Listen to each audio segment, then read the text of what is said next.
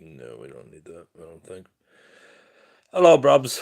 We're back with A Dream of Dracula in Search of the Living Dead by Leonard Wolf. Wolf. I believe this is a 1972 book. First chapter and prologue were not that great yet, 72. And hopefully this book doesn't continue in the same vein, or this chapter. 2. Rampant Energy, the Precursor Symbols. The fall of the damned one began again, terrible, dark, and pierced with bright holes, like a sieve. The sky, filled with suns, receded. Clarity trembled as, through the night, the outcast fell, naked, sinister, weighed down by his crime. Fell, and his head, like a wedge, pried open the abyss. Lower, lower, always lower. Very well, cried Satan. Let it be so. I can still see. He will have the blue sky, I will have the black. And the sun was already no more than a star. Victor Hugo. La fin de Satan. There is no man on earth who dares do what I have done. Gilles de Ra. To domesticate my private Dracula requires looking down a green-leafed corridor through a not very dense forest in western Transylvania. More than 40 years ago, where I sit watching the dappling that sunlight produces on the haunches of the fat chestnut mare pulling the wagon on whose seat I am hunched. The mare has all day. It is a spring morning, and I am a speck of consciousness being filtered through a green and golden world. No hint of blood is on my mind or even in my experience. I am 6 years old, and I guess that there is a river nearby because I can feel on my cheek the morning's warmth striped with the coolness of a breeze that has passed over water. The mare is fat and moves slowly, but not with apprehension. It is only that the carter is asleep, and I do not care how slowly she moves, or how often she pauses to bend her head to the clump of juicy grass growing between the ruts. The wagon lurches, the carter sleeps. Flies, blue, metallic, swift or still, hover in spirals over yellow or blue wildflowers. Butterflies, too, like white bits of notepaper, in an erratic hurry, tremble by. The spring soil, the pine needles, and the mare's glistening buttocks send up odors whose rich vitality and sweetness I can hardly endure. Even the carter's onion and sweat and tobacco odors, glazed by sunlight, have the smell of life. Even my own heavily soaped fragrance. In the dancing shadows of the sunbeams, I can only, like a child, conclude that I am being filtered toward a future that will be delightful, bright, and good. Later, I was to relive this scene in a dozen films made by men. There's Transylvania. Transylvania, Bubba. Transylvania. Who had never been there, but who had no trouble tampering with my memories. As they set one or another version of Count Dracula on my simple cart, turning it into a coach or a caleche, or once into a hearse, while I cowered behind the blood drinker as he lashed my poor mare, now turned into six or two or one, coal black steed running its heart out. For the sake of the great undead who held the reins and who needed to be back in his native soil by sunrise, or else he would return to the inevitable nothingness from which his skill and devotion to evil had kept him for all those centuries. My landscape, my homeland, the country of my birth. What do I remember besides that cart and the green and gold corridor to my life? The mare followed until, around a turn in the road, we came into the gorge of the river. My cheek had guessed would be there from the chilling of the breeze. The scene turned to silver and gray, to imposing shapes, mountains and valleys, to brief, slim waterfalls gushing across the road, cut now into the stone. My landscape, crystalline without lucidity, because children do not take imprints of the present, but live in it as if it were a succession of glimpses. Now at least the carter was awake, and the mare alert. To our left, the gorge of the river gushing over tremendous rocks above us. On our right, high up on the mountain, the outline of a railroad trestle. Tacked, it seemed to me, onto the sheer rock, and now it was cold, as if the waters from below and the frequent falls spilling down from above were at work to scare me with their chill. It may not even be true, but it is what I remember, if indeed what I have been describing is a memory and not some composite family story soothing to my child's love of mystery and reshaped by my adult impulse to make of the past the same wishful time as the future. In any event, my Transylvania. 40 years later, in search of Dracula, I go over the same terrain in a rented Volkswagen, only to learn this. The opaque and beautiful memory refuses to yield to the reality of the same place. The benign river, the imposing but not vast or looming mountains have not power enough, though they are right there before my eyes, to displace the brilliant memory, and I have to deal with two Transylvanias as I drive through the one en route to the Borgo Pass. I have come to see the real place has its appeal, but it is not to be compared with what I remember. Like the memory, the Romania I am driving through is green and golden, but the colors are of a more ordinary kind. For one thing, it is late summer instead of early spring. Wheat is being gathered in the lowlands, and fruit in the orchards on the mountain slopes.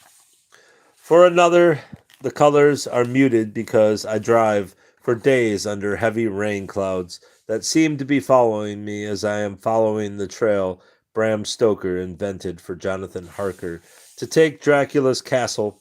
The clouds, thick, heavy, threatening, stay with me later when I take the route in reverse that Dracula's cataleptic body makes as it is being shipped back home from the Black Sea port of Varna. The clouds are always there, but the rain comes only occasionally and accompanied by the clash of thunder and jagged lightning that would be appropriate to my search. The weather, then, is dreary without being dreadful, and I get to see contemporary Romania without finding it very stirring. But perhaps it is the sadly disciplined, gently dutiful population that dims my experience of the country. Except in Transylvania itself, where the people have a verve and dash I do not find elsewhere. Romanians, townspeople, and peasants alike have a certain sad stolidity for which my memories have not prepared me. What happens then is that I have finally to deal with three Romanias.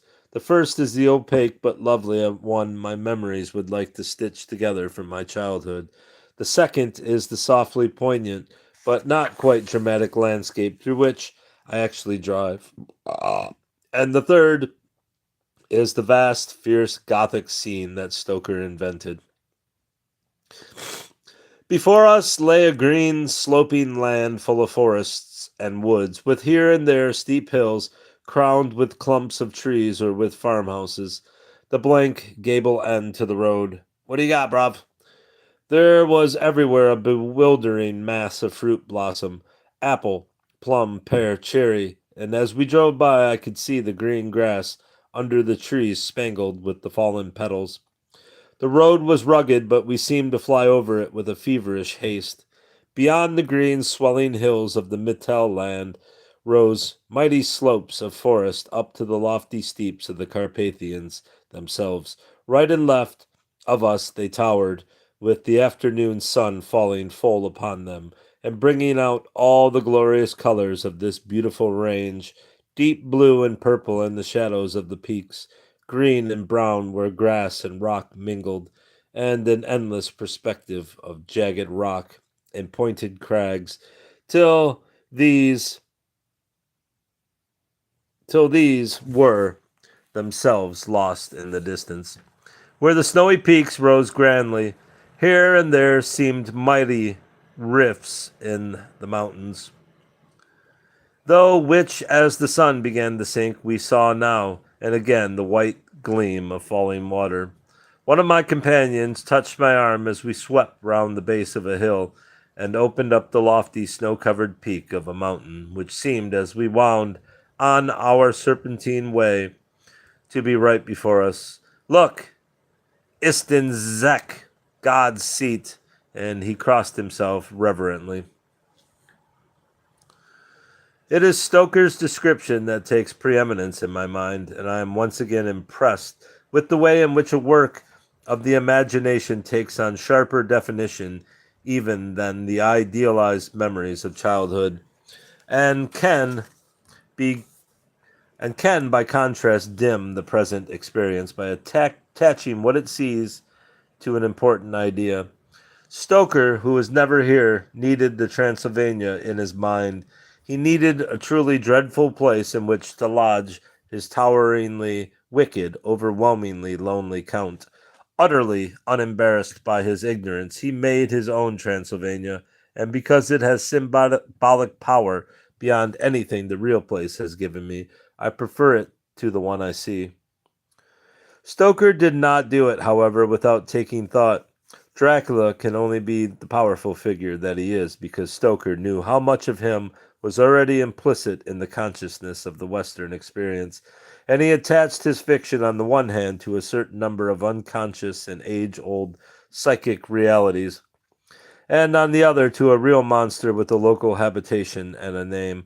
Stoker's Count Dracula has psychological validity because he is in the tradition of certain of his great precursors, whose existence is documented both in literature as well as in life. Dracula is only one, and not the last, in a long line of God's rogues, whom, if they occasionally fail to appear in an epic, we ask our literary figures to invent. They are the great rebels, the great monsters, and sometimes the great fools. Antiochus IV, Nero, Heliogabalus, Lucrezia Borgia, Gilles de Rais, Hitler, Marlowe's, Goethe's Mons, Dr. Faustus, Chaucer's Pardoner, Milton's Satan, Shakespeare's Lady Macbeth, or Iago, or Richard III, Richardson's Lovelace, Byron's Cain, Wells' Dr. Moreau. Wherever soulless energy is on the march, wherever human limitation or divine power is rejected, there stands one of these heroes of iniquity crying, "Evil be thou my good," or "Moment, thou art so beautiful, stop." Or more simply, insisting, "I will," to God's implacable, "Thou shalt not." In or out of literature, they are not good people. It is impossible to wish them well, and equally impossible to avoid their fascination because, in the act of staring their iniquity full in the face, we seem to provoke illumination about ourselves. I cannot think that lolling on the hard seat of the cart, the carter dozing, the chestnut mare's rich haunches gleaming in the sun, I had any of these thoughts on my mind that day in Transylvania. But that is how innocence attaches itself to destiny. At the beginning, several times I have waked from, several times gone back into that first tunnel of delight. Every so often the carter woke and took the reins, the hero of iniquity, of whom I was, of whom I am afraid. And what does that say? At a night? And at a night that wool I first began, a night there was, and that a worthy man, that fro the time that he first began to riden out, he loved chivalry, truth and honor, freedom and courtesy. Full worthy was he in his lord's wear, and thereto had he ridden, no man fair. Gilles de Rais, Marshal of France. The legal citation that finally brought him to trial is signed by Jean the Bishop of Nantes, and is dated September 13th, 1440. It requires the appropriate clerical officials to summon the accused noble Baron de Rais to appear before the bishop and answer to the charges that he killed, strangled, and massacred many innocent children in inhuman fashion, and committed with them the abominable and execrable sin against nature, sodomy, in various fashions and unheard of perversities, which may not be enlarged upon here by reason of their horror, but which will be declared in Latin in an appropriate place and time.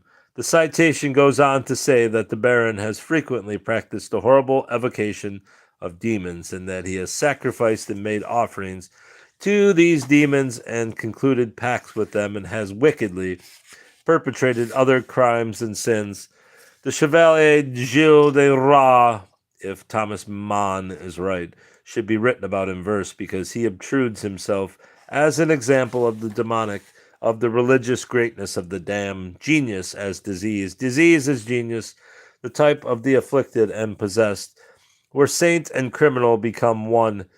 D.B. Wyndham Lewis sees this good-looking, tortured murderer of children as a model escapee from the toils of Satan in his moving and finally unconvincing study of the soul of Marshal Gilles de Ras.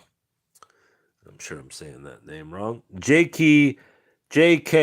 Huysmans, who is drawn most thirstily, most sympathetically to the details of Gilles' abominations, is so moved by the Baron's piety that he exclaims, "Then, in its white splendor, the soul of the Middle Ages burst forth radiant, as the trial judge raised the weeping Gilles de Rais from the ground." Earlier, Huysmans, in the throes of another sort of excitement, tells how Gilles, obsessed by the vision of his victims, described their agonies drawn out or hastened, their cries, the rattle in their throats. He confessed to having wallowed in the elastic warmth of their intestines. He confessed that he had ripped out their hearts through wounds enlarged and opening like ripe fruit, and with the eyes of a somnambulist he looked down at his fingers and shook them as if blood were dripping from them. Frances Winwar was not wrong to see him as the devil, but she too succumbs to the bizarre mixture of blood and charm that his story gives off, and he becomes for her a tragic figure, though not a holy one. In Gilles, an inextinguishable frenzy impelled him from victim to victim. Always the object eluded him. Always he found himself alone and frustrated, the victim finally of the beings he destroyed. There was, in the course of the trial in 1440, both more and worse to come, because Gilles de Rais had choreographed the conflict between his spirit and his flesh, so that the moment of triumph for one or the other was always delayed. First, one more throat to cut, then shame, then penitence, then contrition. He was the actor, but also the spectator, the puppet, and the puppeteer of the drama. He was rich, proud, young, pious, handsome, brave, skillful in arms, and had a fine ear for music. It is easy, thinking about him, to reach for Hamlet as a comparison, as Mann reaches for him trying to account for Nietzsche. The young Marshal of France, companion on the battlefield of Holy Saint Joan of Arc, was also the courtier, soldier, scholar, the glass of fashion and the mold of form, the observed of all observers whom Ophelia mourned. Ophelia, not Orphelia. But Hamlet was imposed upon by his destiny. Gilles, the failed actor with a flair for the theatrical, invented his disaster, and then rushed toward it in the process, became an impossible emblem. The devout, depraved aesthete of agony, who studies the faces of the children he is murdering for nuances of pain, and yet dies in the odor of sanctity, wept over by the mothers of the children he destroyed, crying out, "You who are present, you above all, whose children I have slain, I am your brother in Christ. By our Lord's passion, I implore you, pray for me. Forgive me with all your hearts the evil I have done you, as you yourselves hope for God's mercy and pardon." Again, I yearn for Thomas Mann's compassionate attitude towards Nietzsche. A combination of reverence and pity, tragic pity for an overburdened soul, a soul upon whom too many charges have been laid. This mind was compelled to violate its own nature, to become the mouthpiece and advocate, a blatant brute force of the callous conscience of evil itself. But it is a hopeless case. Nietzsche is responsible for a doctrine of praise for deplorable vitality. The faceless and bodiless monstrosity, this drum major Zarathustra, is not a character. He is rhetoric, wild verbiage and puns, a tormented voice and dubious prophecy, a phantom of pitiable grandeza, pardon, often touching and usually embarrassing, an abortion bordering on the verge of the ludicrous. But Gilles tested to the last detail the full egotism of the Dionysiac, Dionysiac vision. In that Nietzschean world where supermen will recognize each other in disregard of the trivial clamor of lesser mortals, the austere, the brilliant, the demonic, and saintly Gilles de Rais will undoubtedly have his honored place unless the wailing of disemboweled children should have the power to disturb his ironic demeanor. What makes Gilles fascinating, Gilles, is precisely that he is beyond theory. Over a 10-year period, his agents enticed perhaps as many as 200 children, whose ages ranged from 6 to 18, to his bedroom where the strange rites of his pleasures began. He loved the beauty of the children, particularly that of boys, though he had no objection to girls. The boys were his supreme delight, and if they could sing well, they were especially fortunate because they might then escape with their lives. Boys or girls, it is their warmth and the shattering pain they are capable of enduring that excite him to sexual ecstasy. Nor is Gilles a nimble imaginer like the Marquis de Sade. He is a serious student of anguish. As the deposition of Etienne Coralao, known as Poitou, makes clear. And there's Gilles de Rais. Item, he, Poitou, says and deposes that said Gilles de Rais, in order to accomplish with the aforesaid children, boys and girls, his unnatural debauches and his libidinous ardors, first took his rod or his virile member into one or another of his hands, rubbed it, caused it to rise, or pulled it. Then he placed it between the thighs, Jesus Christ, and the legs of the said boys and girls, avoiding the natural orifice of the said females, rubbing his said rod or virile member against the belly of the said barber. I'm just going to let you read this because said boys and girls with great delight, with ardor and libidinous concupiscence until the sperm was emitted on their bellies. Jesus fucking Christ. What is this shit?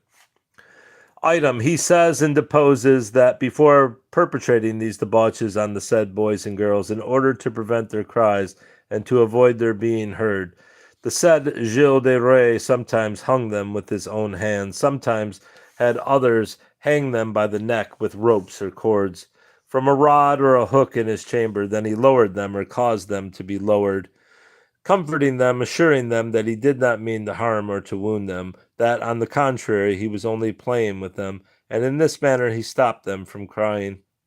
Item, after the said Gilles de Rais committed his horrible debauches and his sins of the flesh with the said boys and girls, he killed them at once or caused them to be killed.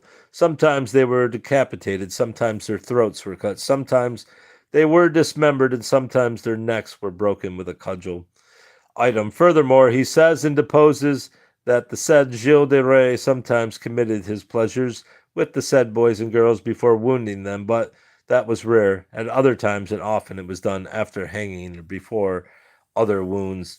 At other times after cutting or causing to be cut the veins in the neck or the throat, and the blood spurting, and at other times when they were in the languor of death, and at other times after their death with their throats cut, so long as there was any warmth in their bodies.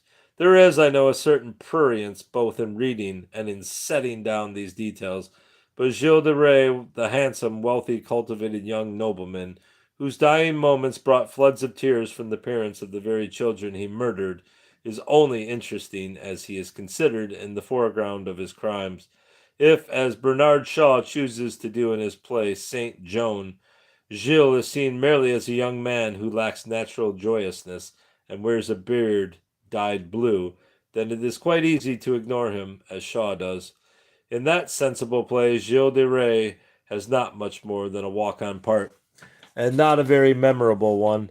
Shaw is more interested in Joan's mystery than in Gilles. But here, in the context of a book on Dracula, Gilles' sexual bloodthirstiness is of the first importance.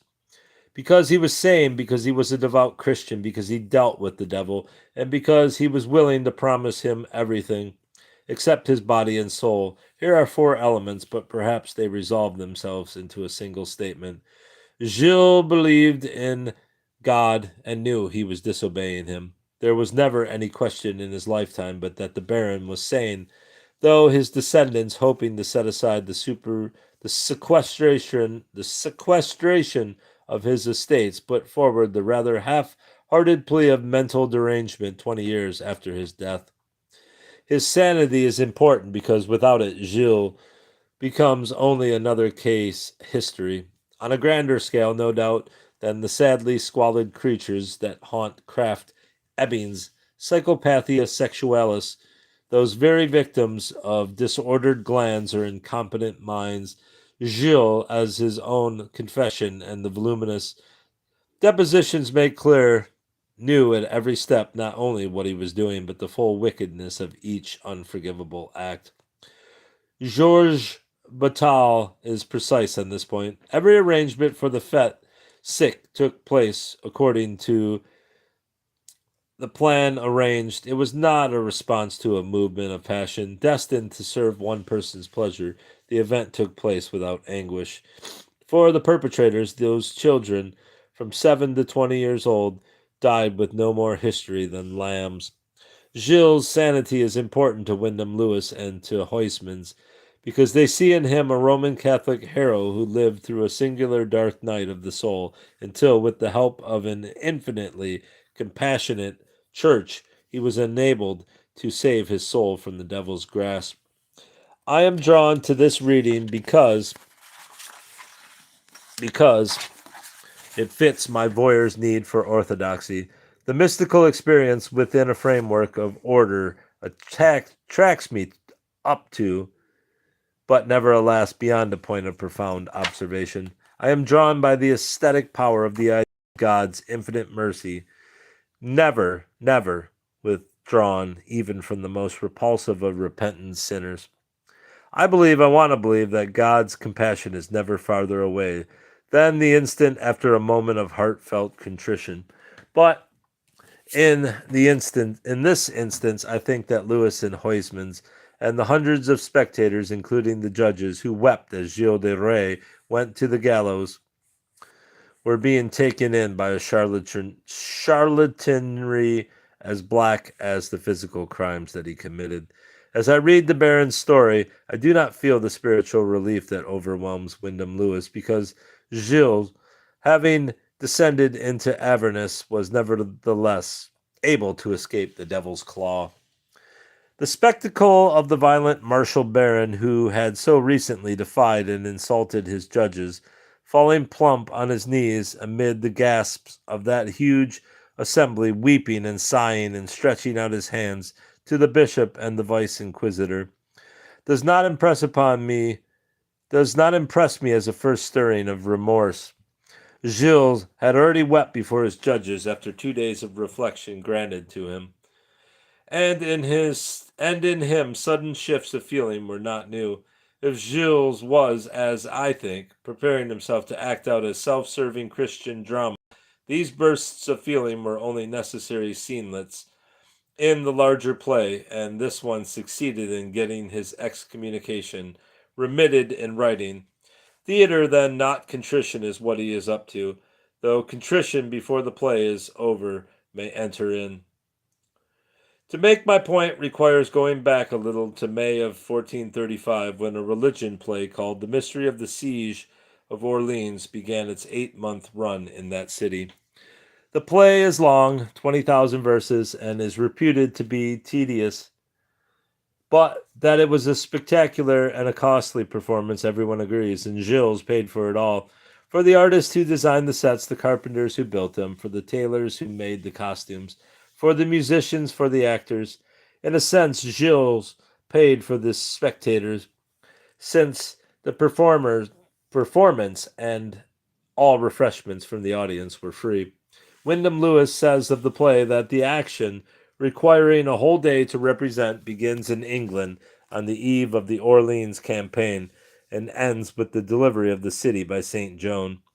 If Charles VII and his captains occupy their due share of the stage, the Gilles de Rais of the play is what the modern theater would call St. John's leading man speaking some hundreds of lines, many of them in scenes à jour with the heroine and figuring always with a chivalrous dash. Francis Winmore, who also impressed with the self-flattery that the staging of the mystery reveals, suggests that Gilles may occasionally have played himself the part assigned to the Baron de Rais in the script, though Lewis finds this hard to believe. I think it does not matter. What the extravagant mounting and maintaining over so many months of the mystery of Orleans shows is how vast was Gilles' hunger to be observed. 8 months of splendor, all circling around the glorious name of Gilles de Rais. In the month of August alone, the cost of the spectacle amount to 80,000 royal crowns. The whole venture for the greater glory of God puffed also the inescapable glory of a single man, Gilles de Rais, Baron Marshal of France. If we recall that Gilles' depredations against children were now well along into their full ferocity, we get some sense of how the daytime religious mystery, in combination with the evening gluttonies and heavy drinking, exacerbated the nighttime passions over which an invisible Satan presided. However, the point here is that the sumptuousness of the mystery of Orleans fed his enormous self-esteem. Windward writes, he glowed with pride. In one of the grandest spectacles ever known, he celebrated the part he had played beside Joan, who, despite her trial and her death, remained for him the savior of France. But such reflected glory as she shed upon him was not enough for one who believed his star to shine through its own light. Someday he would astound the world alone. He did, with a mystery play in which he would indeed take the role of the Baron Marshal of France to the bitter end. But in the meantime, and for 5 more years, he worked in the dark to astound God, without success. In the course of 10 bloody years at Chantilly, at Macacool, and at the Chafalges, and sundry other places as well, 150, some say 200 children of the poor were hired, purchased, enticed, or kidnapped to serve, by their suffering and death, his delicate imagination.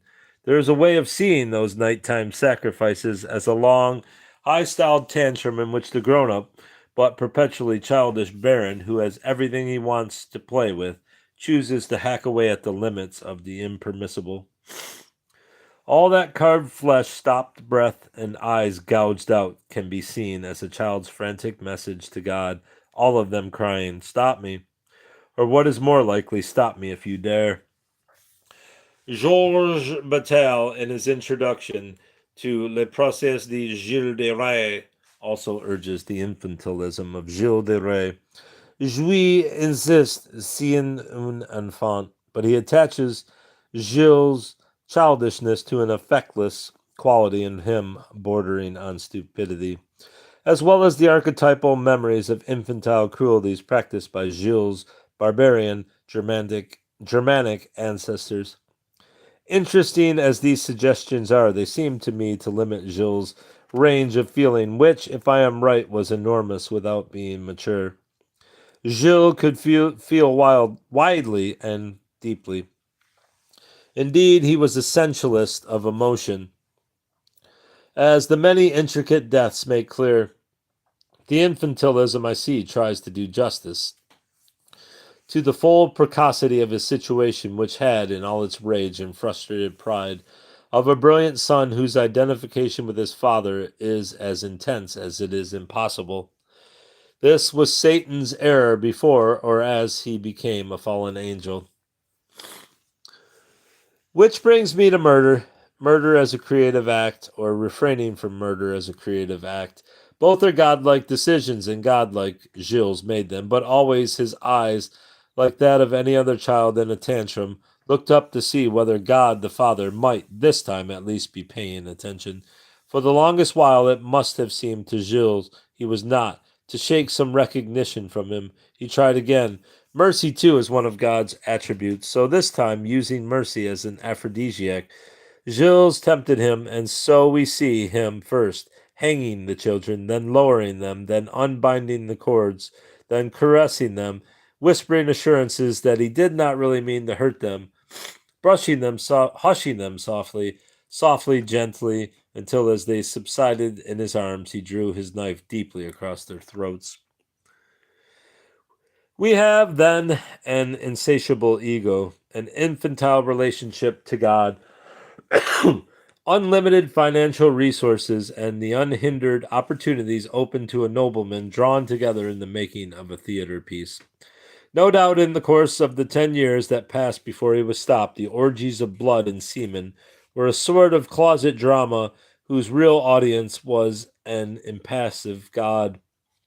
Which is why I think that what happened to Gilles after his arrest, when the cold shock of his situation reached him, was not a healing paroxysm of guilt, an avidity for grace, or a surge of contrition, such as Wyndham Lewis with something approaching voluptuous. Bad actor to the end, it was something else. The demonic idea occurred to him to act out an imitation of Christ's last moments. I do not know whether he intended to mock God, but I am certain that he meant to exalt Gilles de Rais. It was an inspired decision. Here is how it looks to me. He was arrested. At first he was cold, arrogant, aloof, and refused to acknowledge the right of the tribunal to sit in judgment on him. His contempt for his judges was expressed in Christian terms. Don't I know the Catholic faith from end to end? Do those who say I have betrayed it know who I am? I am a perfect Christian and a good Catholic. 2 days later, he was willing to recognize his judges. He wept before them, but was still far from candid in the matter of the allegations made against him. Then, as has already been noted, he begged them to remit his excommunication, which they did. There followed several days of overwhelming evidence against him by witnesses, including his accomplices. On October 20, he was asked several times if he had anything to say, but he refused to add more to what the witnesses had already said. Then, to the consternation of everyone, the bishop asked if he wished to be allowed a day to study the documents at his leisure. Behind the formal oratio obliqua of the dossiers, one can hear the public's gasps and murmurs at the reply. It is not necessary, the marshal said stiffly. In view of the admissions I have made so far and those I intend to make, et confiteri intendebat. It is at this point, according to Francis Winmore, that the prosecutor suggested that the accused be submitted to the question. The proposal was accepted by his judges. Lewis is no doubt right that the decision was a severe shock to one on whom no finger had ever been laid. Severe, no doubt, to Gilles de Rais, who, as a practiced and ingenious torturer, had an extensive knowledge of the possibilities of pain which the question might include. After a night during which he thought the matter over, he appeared in court and asked that the question be deferred for one more day. When the court hesitated, he offered to make a statement that very afternoon, if he could do it in some other place than where the machinery of torture stood. His judges were gentle but not imprudent. They agreed, but saw to it that Gilles was made aware that the machinery for torture was in the room next door. It was then that there followed the confession, begun first in a private chamber and continued the following day in open court.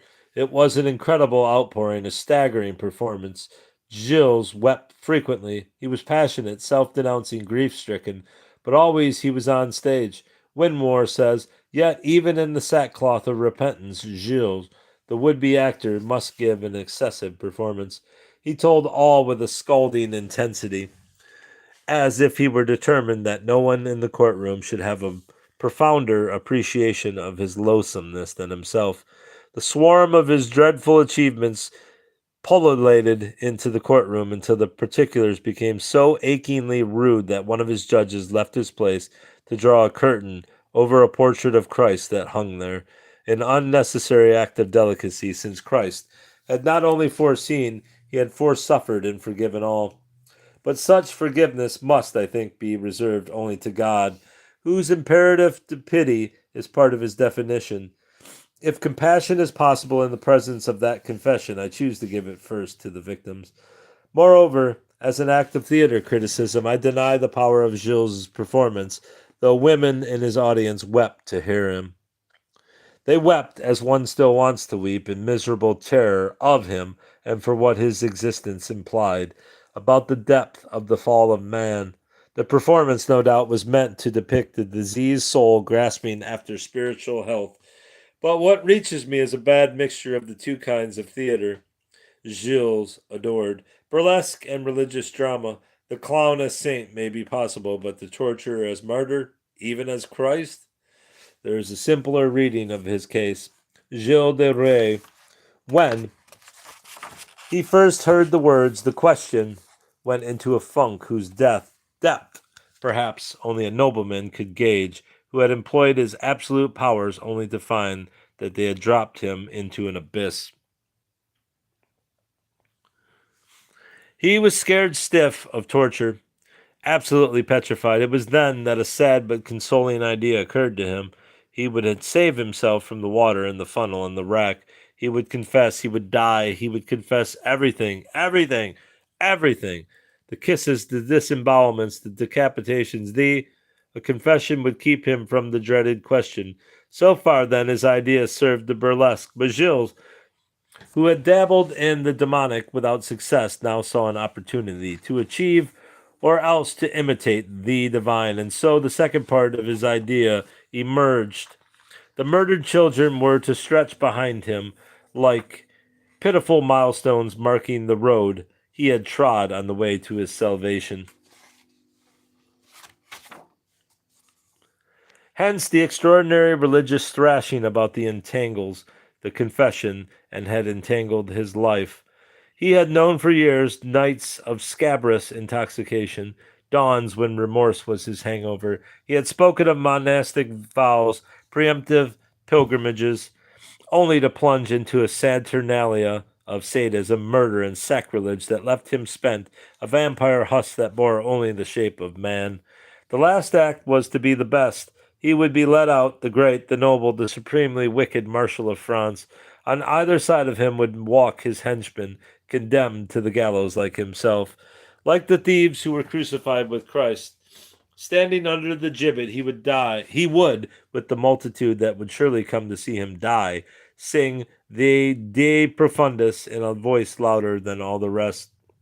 Where before he had been the king criminal, he would now be the royal penitent. It worked out pretty much that way.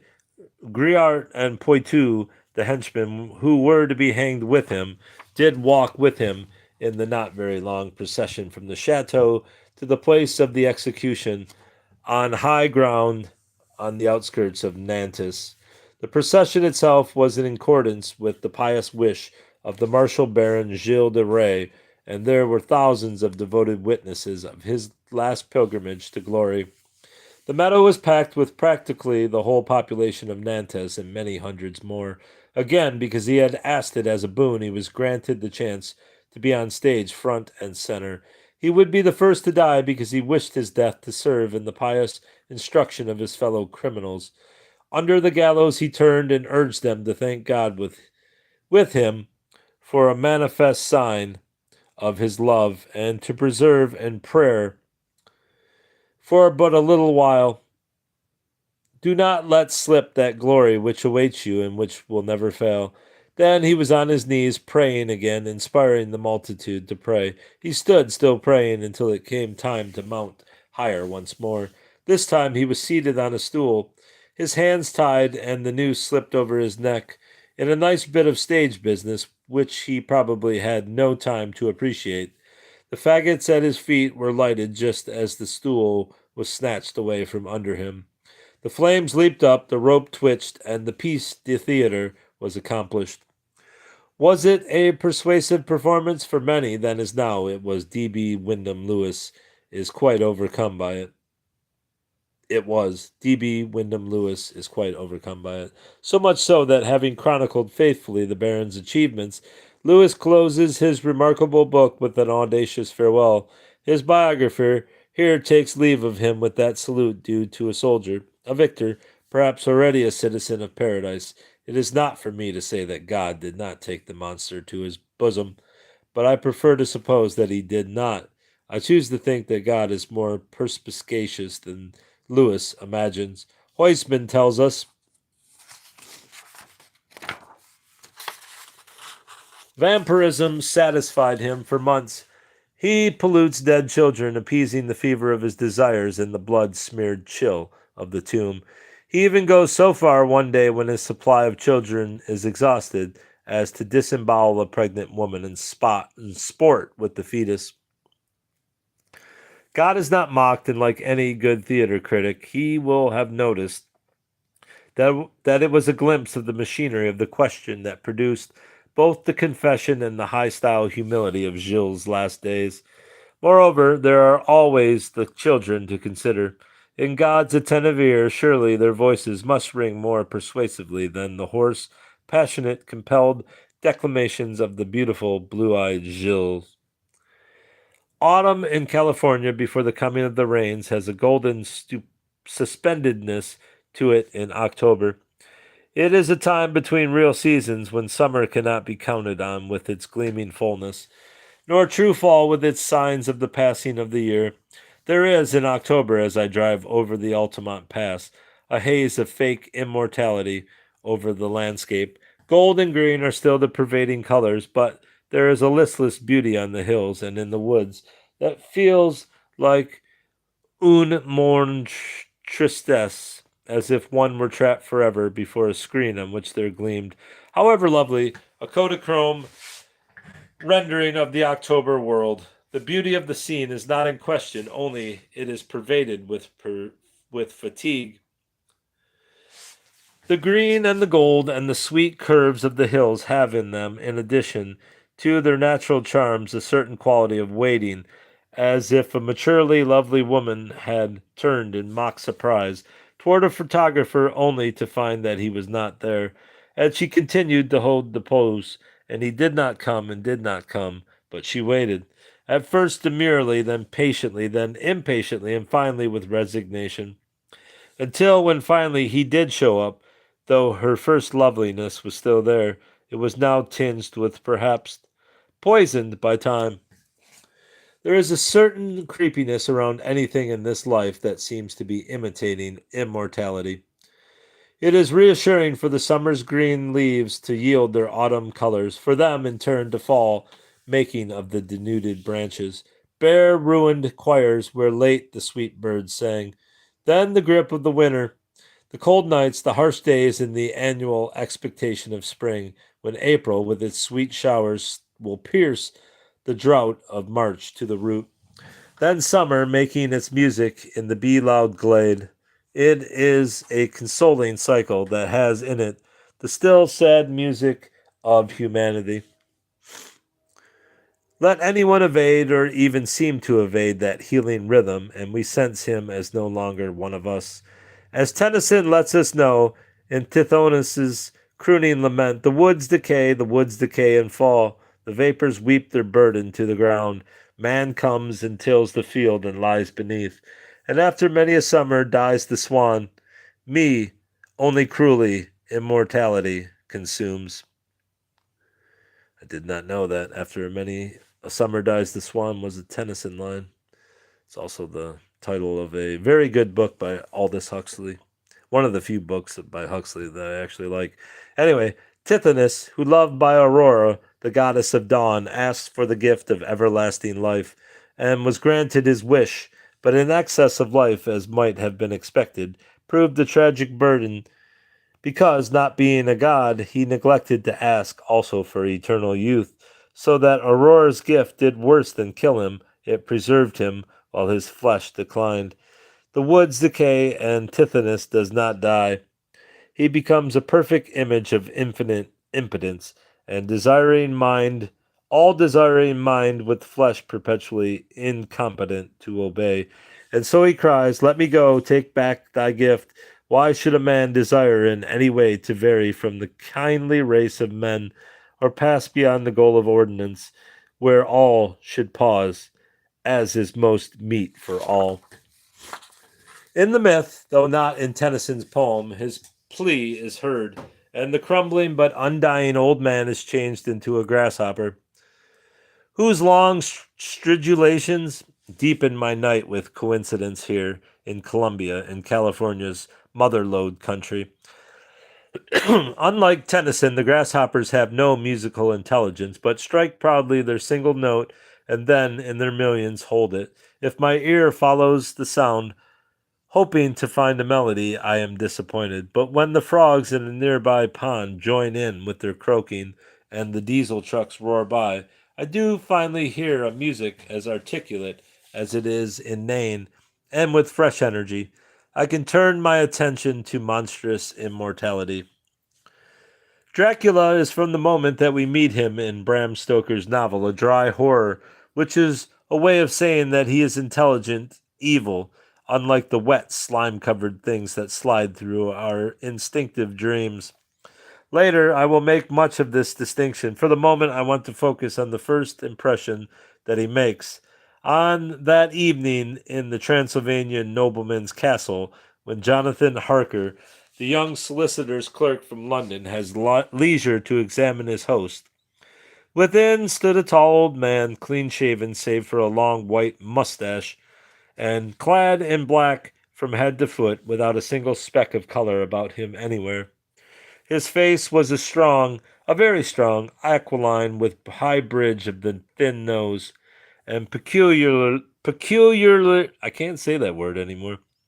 Peculiarly, peculiar, peculiarly, let's say it 100 times, peculiarly arched nostrils, with lofty domed forehead and hair growing scantily round the temples, but profusely elsewhere. His eyebrows were very massive, almost meeting over the nose, and with bushy hair that seemed to curl in its own profusion. The mouth, so far as I could see it under the heavy mustache, was fixed and rather cruel looking, with peculiarly sharp white teeth. These protruded over the lips, whose remarkable ruddiness showed astonishing vitality in a man of his years. Astonishing is something of an under exaggeration, because Dracula, at the moment described above, is more than 400 years old. Early in the story, even before the reader has become thoroughly familiar with Dracula's diet, we are given an indication of what its powers of rejuvenation are like. Jonathan Harker, hoping to find keys that will help him to escape, makes his way by daylight to the room in which the Count's body lies. When he opens the lid of a box, he sees the Count, but looking as if his youth had been half renewed, for the white hair and mustache were changed to dark iron gray, the cheeks were fuller, and the white skin seemed ruby red underneath. The mouth was redder than ever, for on the lips were gouts of fresh blood which trickled from the corners of the mouth and ran over the chin and neck. There is a classic simplicity one may feel in the Count's technique of preserving his life and his youth. The contemporary pursuit of the same goals has taken some directions almost as macabre as Dracula's. John Romulus Brinkley boasted, "So far as I know, I was the first man that ever did this operation of taking the goat testicle and putting it in the man's testicle. Yes, sir, the glands of a 3 weeks old male goat are laid upon the non-functioning glands of a man. Within 20 minutes of the time they are removed from the goat. In some cases, I open the human gland and lay the tissue of the goat within the human gland. The scrotum of the man is opened by incision on both sides. I find that after being properly connected, these goat glands do actually feed, grow into, and become absorbed by the human glands, and the man is renewed in his physical and mental vigor." Though Patrick McGrady Jr. asserts that there were no proven rejuvenations, Brinkley's ability to sell the testicles of 6,000 Toggenburg billy goats to 16,000 Bible Belt impotents must rank as one of the most astringent episodes in the long history of the pursuit of immortality. Now, randy old men skipping about with billy goats' balls in their loins strike a comic note, but other old men, credulous, unscrupulous, and rich, who wait in line to pay $10,000 or $25,000 to a German rejuvenist for injections of a liquid said to contain an extract of fertilized chicken embryos mixed with the fresh adolescent glands from monk initiates of a Riviera monastery are not quite so funny. Funny. One is reminded of Dr. Van Helsing's description of Dracula. We have seen that he can grow younger, that his vital faculties grow strenuous and seem as though they refresh themselves when his special pabulum is plenty. The immortalists, men and women, are tragically ambitious. Goat glands, cell therapy, plastic surgery, skin scrapings, electronic rechargings of the life force, even the help of beings from other planets are meant to serve the tragic desire to defeat the clock and the mirror. It is an unequal battle between the organic and the inorganic, which the clock or the mirror invariably wins. The clock runs down, the mirror shows old age. Crook-backed he was, tooth-shaken and blear-eyed, went on 3 feet and sometimes crept on 4, with old lame bones that rattled by his side, his scalp all pilled, and he with eld forlore, his withered fist still knocking at death's door, fumbling and driveling as he draws his breath. The spectre is too grim, and the immortalists try again and again to evade it. Lord Henry Wotton, the amiable satanic figure who proves the downfall of Dorian Gray, says to the young exquisite when he first meets him, "Ah, realize your youth while you have it. Don't squander it. Don't squander the gold of your days. Live the wonderful life that is in you. Be always searching for new sensations. Afraid of nothing. A new hedonism, that is what our century wants. You might be its visible symbol." Dorian, who has no special understanding of his own beauty until he hears Lord Henry praising it, takes his words to heart, as well as the earlier, subtler, more poisonous suggestion that nothing can cure the senses but the soul. It is a seductive motto, inventing in its small epigrammatic space the mystic as sensualist, and the sensualist as mystic. Like any good epigram, its form has the ring of truth, as Wilde probably knew, but sense and soul, as he juxtaposes the words, perform a juggler's paradox. Sense is time-bound, while the soul is not. To speak of the one curing the other is absurd, but Dorian is 20 and ripe, therefore to make a tragic error. Where the hell did I put my water? Oh, there it is.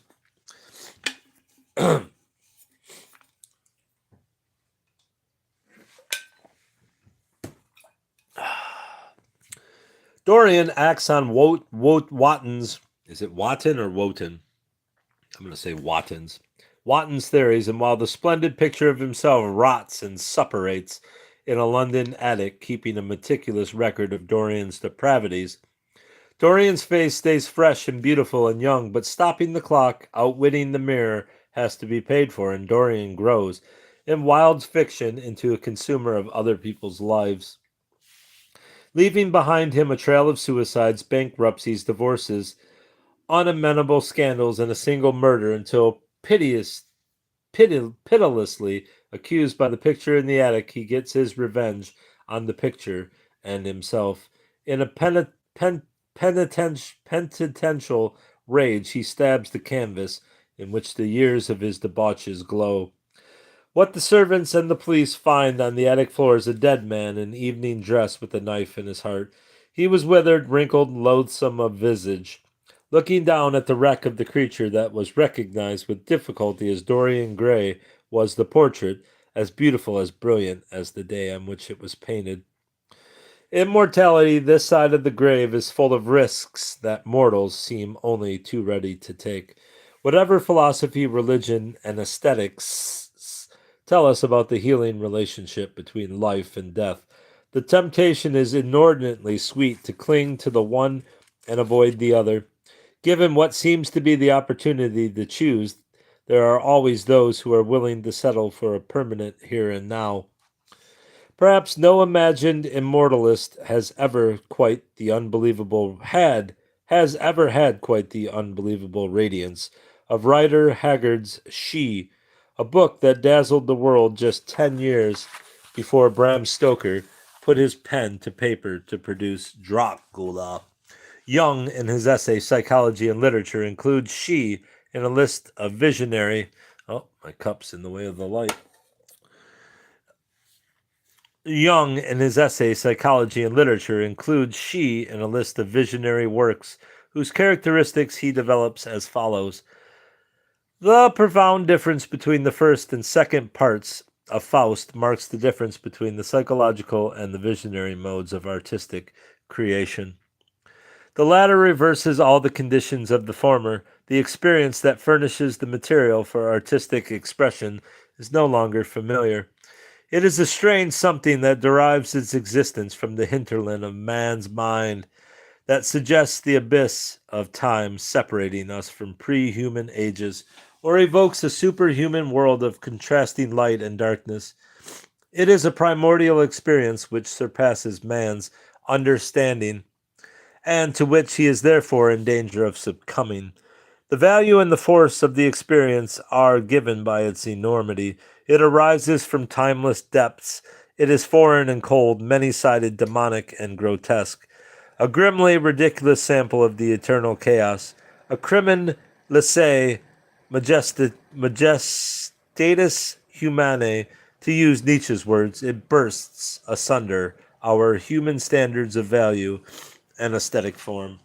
The story of She, told in the form of a memoir written 20 years after the events it purports to describe, by Ludwig Horace Holly, is briefly this. Holly is entrusted by a dying friend with the guardianship of his small son, Leo Vince, and some documents in a strong box he is to open when the boy has turned 25.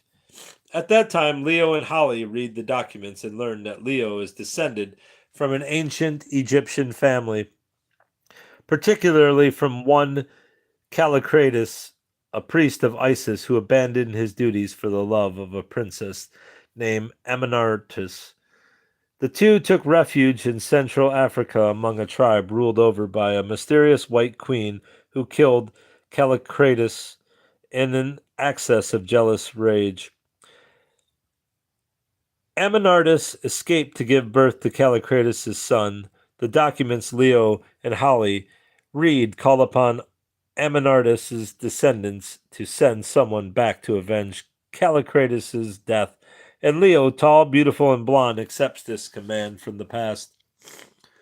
3 months later, Leo, Holly, and Job, I assume it's Joe and not Job, an indispensable type of the servant who in Haggard stands for the loyal but comic lower classes, journey to the land of the strange queen. The narrative of the journey is indifferent. Haggard is indifferent Haggard. What the hell does that mean? The narrative of the journey is indifferent Haggard. In the course of it, Leo is loved by and loves in return Ustane, a simple native girl of the Hagar tribe. Finally, the travelers reach the abode of Aisha, she who must be obeyed. Aisha, who has waited for 2,000 years for the reincarnation and return of her lover Callicratus, kept his murdered embalmed body lying in state in her bedroom all these years, is ecstatic when she sees Leo, who is, of course, the reincarnated Callicratus. She nurses the sick Leo back to health, then shows herself to him.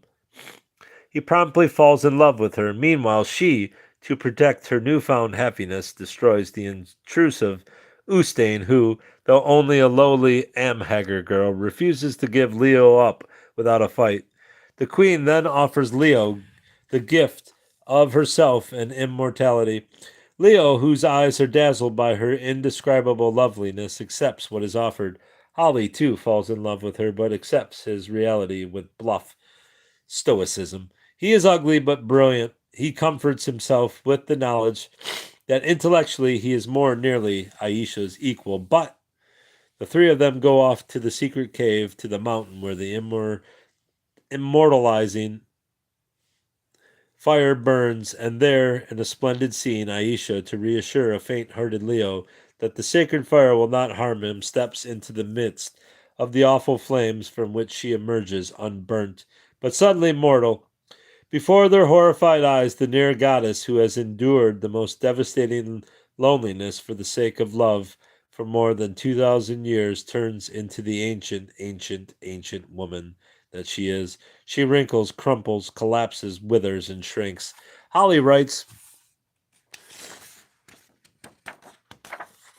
oh, there she is. She. I never saw anything like it. Nobody ever saw anything to equal the infinite age which was graven on that fearful countenance.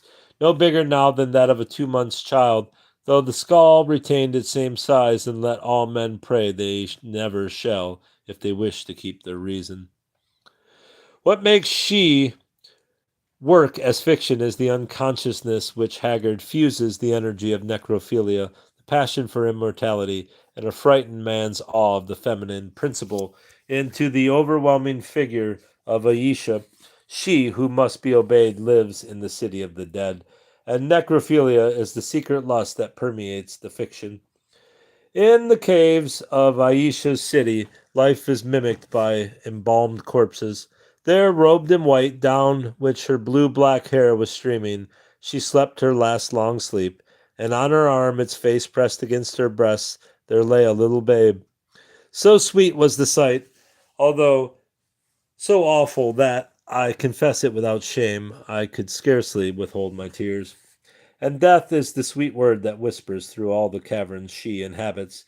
Holly, watching her caress the dead Callicratus, says, there was something so horrible about the sight of this awe-inspiring woman, letting loose her passion on the dead, so much more horrible even than anything which had gone before, that I could no longer bear to look at it, and turning began to creep, shaking as I was in every limb. She is the sensual queen of the charnel house, and the thousands of skeletons and embalmed bodies that surround her have considerably more presence in the narrative than the shadowy amhaggers, who serve her on the bright golden boy that Leo Vince is. Even Aisha, the living priestess, wears shroud-like clothing, and when Leo Vince and she acknowledge their love, it is in the presence of the slain Ustane. Thus, with the corpse of his dead love for an altar, did Leo Vince plight his troth to her red-handed murderess, plight it for ever and a day.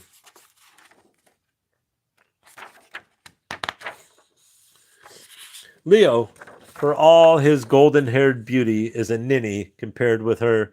He cannot dream greatly nor desire nobly, and shrinks from the flame, which, had he dared it as Aisha did, and does, might have proved him worthy to sit for ages at her side. She is a small boy's fantasy of love and death, and adolescent's fear of woman, and her compelling sweetness. Larger than life, she is also Coleridge's Life and Death, whose embrace kills or makes immortal. Haggard guessed that he was up to something. This history of a woman clothed in the majesty of her almost endless years, on whom the shadow of eternity itself lay like the dark wing of night, was some gigantic allegory of which I could not catch the meaning. Then I thought that it might be a bold attempt to portray the possible results of practical immortality, informing the substance of a mortal who yet drew her strength from earth, and in whose human bosom passions yet rose and fell and beat, as in the undying world around her, the winds and the tides rise and fall and beat unceasingly. She evades traditional criticism. Its two most effective elements are an impossible plot and an inflated style, and yet the verve of the story, the swoop of a young man's tale told at a pitch of prose so fake, so wildly young and irresponsible, so ludicrous, that it leaves one breathless and outwits all negative expectations. Any reader who remembers the smallest iridescence of an unachieved childhood dream lends himself to the panting fidelity. with which Haggard depicts his own. It is ebullient, not good, plotting that lurches the story along to its ecstatic climax, and the climax is so dazzling that there is not much one can do about the sorry denouement, except to observe and forget it. And as for style, I have said it is fake, but it is a fake so dear to the heart of its maker that it meets the reader in an imagined place of authenticity. If there is such a thing as heartfelt fraud, Haggard's style achieves it, but in such generous success that it batters its way past awkwardness, past best bêtises, I don't know how to say that, bad taste, and simple forgetfulness to arrive at a lyricism whose chief ingredient is innocent self-deceit. Chaucer, in his prologue to the Canterbury Tales, says bitter things about the pardoner. He has lank hair that lies in bunches on his head. He has pale, staring eyes. He is smooth-skinned. He had no beard and never would have one. I thought he was a gelding or a mare. The pardoner's voice is thin and high like a goat's. Altogether, he is the most unsavory of the company who rode with Chaucer on that remarkable pilgrimage in April. The pardoner is another hero of iniquity, compelled to his wickedness by a deep self-loathing. He sells fake holy relics and suspect pardons hot from Rome. A devout Christian, he plays with salvation as other men play with dice. What is fascinating about him is how Chaucer reveals the misery of his situation by letting him tell a tale of death that is so lovely and complexly musical that it persists like a rhythmic golden headache in the memory long after one takes leave of him. At the climax of his tale, three drunken roisters approach an old man in a lane. The preeminent wastrel taunts him with a question. Hey, old man, what makes you live so long? Gazing into the youthful face before him, the old man, in the accents of a medieval Tithonus, replies, I'm old, young man, because although I've walked to India and back, I cannot find anyone in cities or in towns who will exchange his youth for my old age, and therefore I am old, so very old, and will be for as long as God commands. Nor will death take this life away from me, and so I walk, a restless, wandering wretch, beating with my stick against the earth, which is my mother's gate.